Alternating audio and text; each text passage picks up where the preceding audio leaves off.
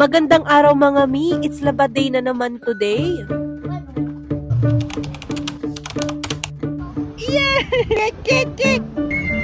Oh, diba? Pagkatapos gumala ay Monday na naman nga. Syempre, kapag Monday, it's Laba Day. Kaya naman, dyan pa lang, yan na nga, nakikita nyo na nga yung aking labahin. Oh, diba? Mas mataas pa sa bundok apo. Charis.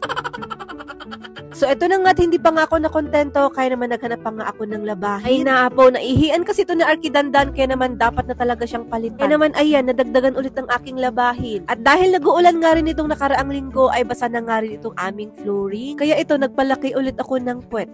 Chares.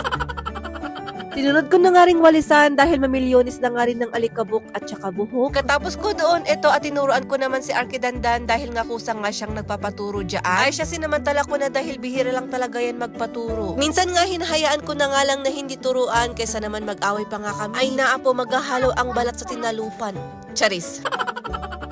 Kaya naman kung gusto niya magpaturo, ayun tinuturuan ko. Pero kapag ayaw naman niya magpaturo, ayun inahayaan ko na lang. Siyempre, ipagpatuloy ko na lang yung aking mga gawain dito sa bahay. Ganon. Sa ma-stress pa ako sa pagtuturo sa kanya. Chares.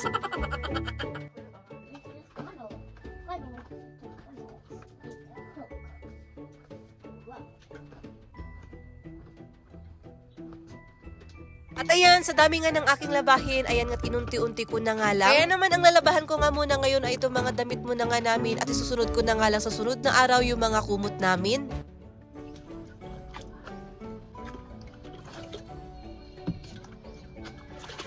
At ito na nga sa ilang beses kong paglalaba sa loob ng isang linggo, eto nga't paubos na nga yung isang sako kong sabon. Iyan, nailabas ko na nga rin itong aming foam na naihian nga ni Arkidandan at ngayon ngay babaliktarin ko naman. So, ganito nga palagi ang ginagawa ko kapag nga naiihian ni Arkidandan to ay naapo nagrigatan ayan. Nagrigate dakadwa na nga agis iso. Chares. Hindi nga lang itong mga damit namin ang lalabahan ko for today's video dahil nga maglalaba din ako ng aming mga basahan.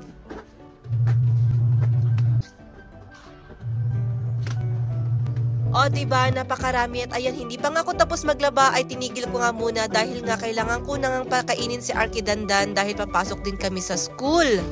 Ayan, hanggang kainan. Merong laruan. Kaya naman syempre, bago nga kami kakain ito at ililigpit ko muna yung mga laruan ng bata. Pero syempre, hindi pwedeng mawala yan sa kanyang paningin. Kailangan na sa tabi niya yung mga laruan niya.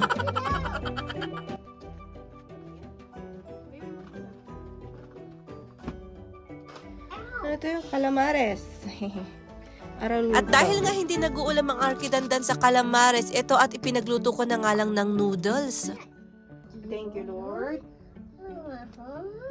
Let's eat. So yun lamang for today's video. Thank you so much, Lord. Let's eat. Thank you, Lord. Food. Let's eat. Iman.